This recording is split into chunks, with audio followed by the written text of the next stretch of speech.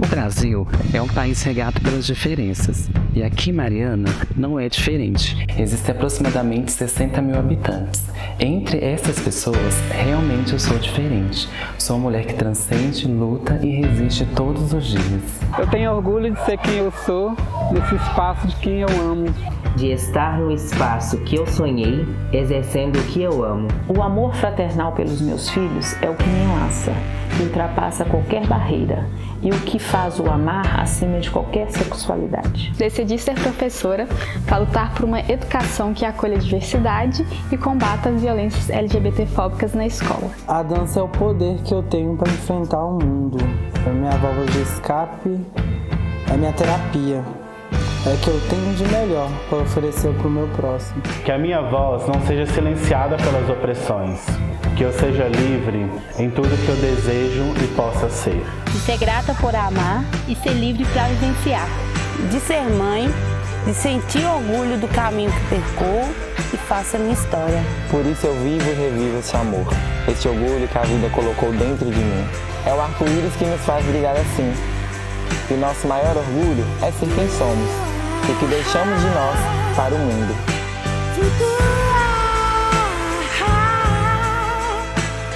Ninguém vai poder querer nos dizer como amar.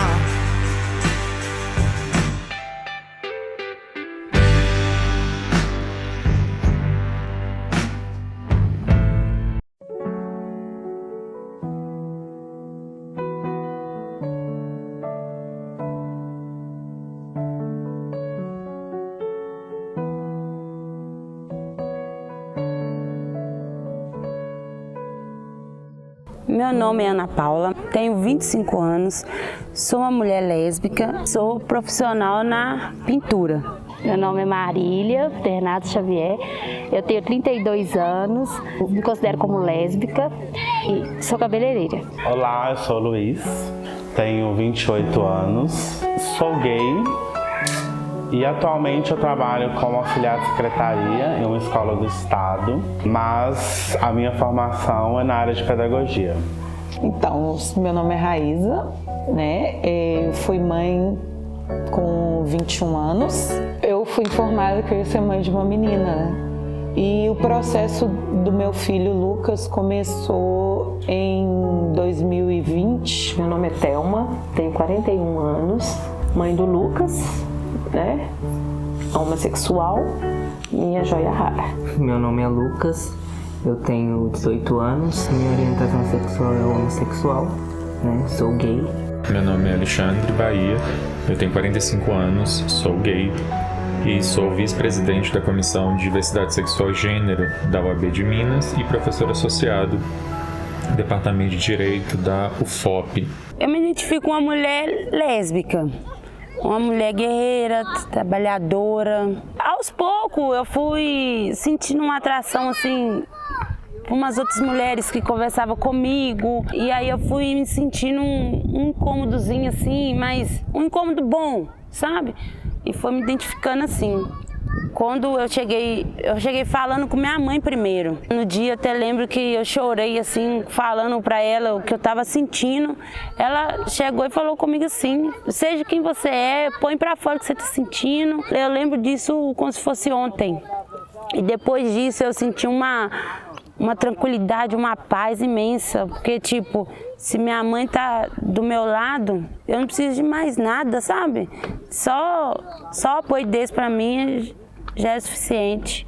Tem que ter o tempo da gente. A pessoa chega e falar assim, se assume, é uma coisa. Agora, você ter seu tempo, o apoio da sua família. O meu amor não impõe condição para o meu filho viver e ser feliz e ser acolhido. Independente do gênero, da orientação sexual dele, eu vou amar ele do mesmo jeito. E o meu acolhimento vai ser o mesmo. O amor que eu vou dar para ele não vai ser maior ou menor do que os meus outros filhos. E nem indiferente pelo gênero dele. Ele sabe que na casa dele é um lugar seguro e receptivo para ele, para os amigos e para os irmãos, né? Porque a gente se acolhe. E isso eu acho que é o mais importante, assim, entender o que é o amor incondicional. Essa sociedade tem tem mudança sim e vai vir a partir dos nossos filhos. Tenho certeza que eles vão modificar muito a relação das pessoas, de como as pessoas veem umas às outras. Que elas vão ver as outras sem preconceito, sem olhar para o outro do tipo, eu sou branco, você é preto, a gente não pode brincar junto. Não existe isso. A gente tem que construir a luta antirracista, anti-LGBT-fóbica juntos. Pela fisionomia dele eu já sei se ele está bem, se ele não está. Aí insisto, brinco, mexo, até ele me falar o que está acontecendo. Ele precisava se aceitar para ser aceito, entendeu? Agora está mais tranquilo. Então eu acho assim, o apoio da família, precisa ser os parentes, a família, pai, mãe, irmão, o que convive com você dia a dia, é importantíssimo. É a base de tudo. Eu fui me identificando aos poucos. Depois que eu me libertei e sou quem eu sou hoje, eu falo que foi fácil, mas no começo foi difícil. Eu me apaixonei por ela. Foi difícil. Eu saí do armário com 29, 28 anos. Aí eu falei, eu gosto dela, eu não sei o que é, eu gosto dela. A gente considera, né? Casada, tem uma filha, nós temos, né? Ela tem 8 anos, a Maria Eduarda. Pra mim é minha base. Qualquer coisinha que eu faço hoje é pensando nelas. Quando eu cheguei em Mariana, que eu conheci a escola, eu falei, eu quero conversar com a direção antes mesmo de cadastrar ele, para saber como vai ser o acolhimento do meu filho na escola. Quando eu sentei com a diretora e contei sobre a questão do Lucas, falei, olha, eu tenho um filho trans, na outra escola a gente teve que agendar uma conversa com a secretária de educação para que ele fosse bem recebido na escola, para que ele passasse por um processo que eu não queria, que era ele ser constrangido. Então, eu estou aqui querendo saber como é o contexto escolar, como meu filho vai ser recebido aqui na escola. Aí a diretora falou assim, não, ele é uma criança. Qual que é o nome dele? É Lucas. Então ele vai ser chamado pelo nome dele. Que banheiro que ele usa? O masculino. Então ele vai usar o banheiro masculino. É isso, aqui na escola a gente vai tratar todo mundo igual, eles são crianças, a gente quer tratar eles como crianças, não tem essa diferença de é menino ou é menina, não. É uma criança. E ele está aqui para aprender, para brincar, para estudar, então tá tudo certo. Foi quando eu saí daqui chorando de felicidade, porque o meu filho estava sendo tratado como uma criança, e não como uma criança trans. Ele estava sendo tratado como uma criança. O Luiz é uma pessoa múltipla. Como eu disse, né? Eu sou professor, sou pedagogo, sou militante, sou amigo, sou companheiro. Eu me considerava bissexual. Até o momento, assim, que eu percebi que eu acho que não era realmente aquilo que eu gostava. E aí eu percebi que eu realmente sentia atrações por meninos. Eu não sabia o que seria daí pra frente. E também, assim, era uma coisa que eu realmente estava gostando. Mas estava sendo difícil pelo fato de eu não saber como lidar com a situação, de como eu ia falar para as pessoas. Ele tem que confiar em mim e no pai dele. A partir do momento que nós aceitamos, nós o acolhemos, o resto é consequência. Para ele ser respeitado, ele vai ter que se impor. É o que eu explico para ele. Porque ele não pode abaixar a cabeça e aceitar, não.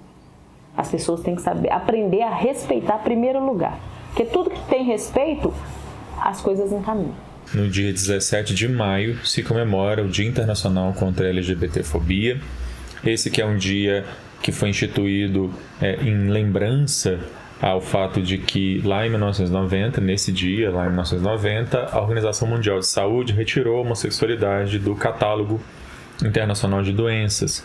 No Brasil, esse dia também é comemorado oficialmente desde 2010 a partir de um decreto que também mantém, então, o Dia Internacional contra a LGBTfobia como uma lembrança que também no Brasil é extremamente necessária, inclusive. O Brasil é um dos países que possui recordes de violência contra pessoas LGBT+, em todo o mundo, comparado com outros países do mundo.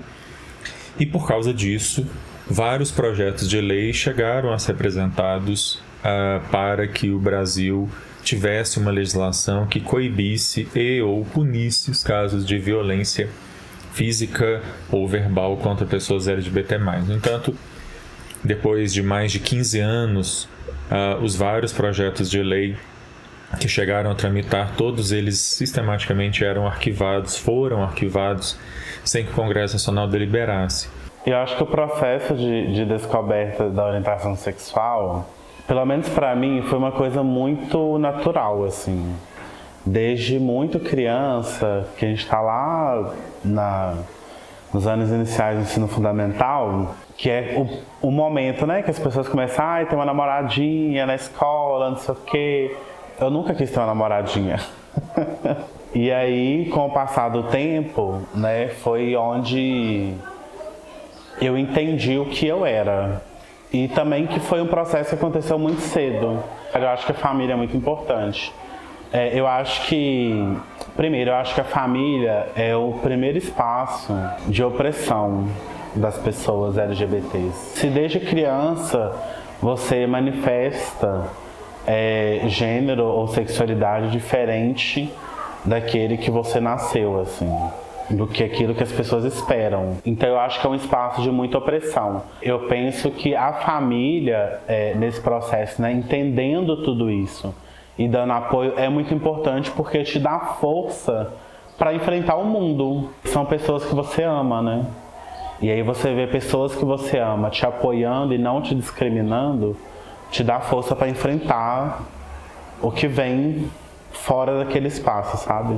Ele me abordou me falando isso e aí a minha primeira reação foi: pera, eu vou tentar entender o que está acontecendo, o que você está passando, e vou procurar ajuda, porque eu não entendo, mas eu vou te ajudar. A gente vai procurar um psicólogo, alguma forma de te ajudar a passar por esse processo, né, de não se conhecer, não se reconhecer como menina. De início a gente teve uma conversa mais sobre como eu me sentia, como que era para mim, o que eu entendia desse processo, o que eu não entendia, para eu tirar as minhas dúvidas e também saber como eu estava mentalmente sobre essa questão de saber que eu tinha um filho trans, que eu não sabia que ele era eu não conhecia crianças trans, porque quando a gente ouve falar de pessoas trans, a gente sempre pensa que elas são maiores de 18 anos, né? Que é uma concepção de um adulto, uma percepção como adulto, e não.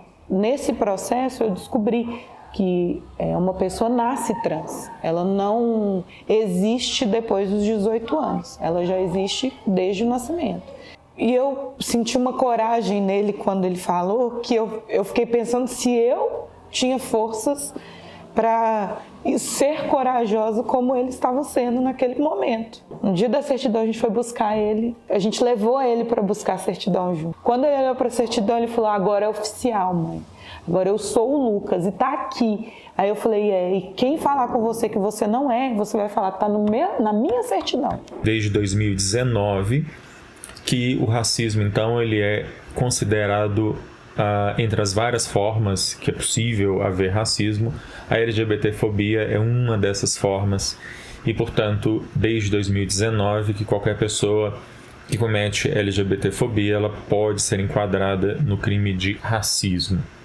Eu estive presente, participando desta ação, na condição de representante, como advogado da ABGLT e do Grupo de Advogados pela Diversidade Sexual e Gênero. Ou seja, essas duas entidades estiveram participando como amicus curiae, e eu estive representando essas duas entidades em cada uma dessas duas ações, defendendo justamente o fato de que essa ausência de norma viola a Constituição e viola uma série de documentos do chamado Direito Internacional dos Direitos Humanos, documentos esses muitas vezes propostos pelo próprio Brasil, em que se fala da necessidade de aprovação de legislações desse tipo e que nunca foram aprovadas internamente. Eu conheci ela através da minha mãe. Aí a gente foi criando uma amizade, aí, né, se tornou uma amizade muito grande.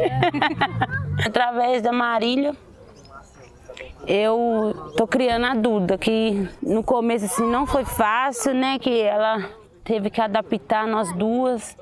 e ela perguntou, né? Eu tomei um choque. Com 5 anos ela perguntou com quem que eu namorava.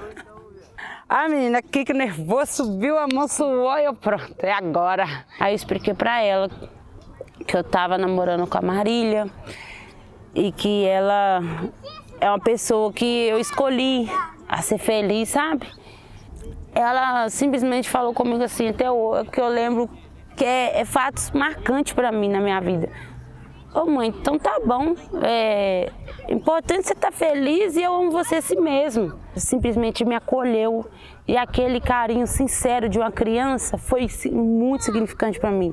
Ele tinha mais medo do pai, mas o pai já sabia também. Eu converso com ele sobre tudo, a gente sabe, entendeu? Só que igual o pai dele falou, ele estava esperando ele chegar para ele e contar. Quando ele fez isso, você tinha que ver a reação. Conta como que foi? Foi bastante tranquila, tipo, eu me senti livre, sabe, de um peso que tava na minha consciência, de um medo, né, de falar como seria a reação dele, mas foi bastante tranquilo. Não era o que eu tava esperando, né, porque eu imaginei que, ele imaginou que ele fosse xingar, que ele fosse bravejar, que foi totalmente diferente. Ele falou, eu já sabia, eu só estava esperando você chegar para mim, porque o seu amigo sou eu. Foi muito difícil para mim no início, entender que eu estava perdendo uma filha para construir um menino, né? E foi um processo de despedida, em que eu me despedi da minha filha, dos momentos do nome, do processo de escolher o nome, do processo do ultrassom, né, que começa na gravidez, né? A gente começa a sonhar com os nossos filhos na gestação, né?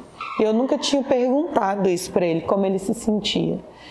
E aí a gente conversou muito, tivemos muitas conversas para entrar no processo da transição, de chamá-lo de ele, identificar ele como quem ele era. E o processo do nome também, né, que foi um processo de 1 ano aí para ele escolher um nome. Naquele momento eu só queria acolher o meu filho.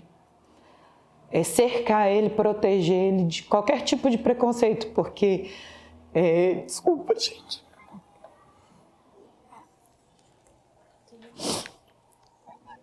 Porque a gente sabe que uma pessoa trans, se ela passa dos 35 anos, é porque é real.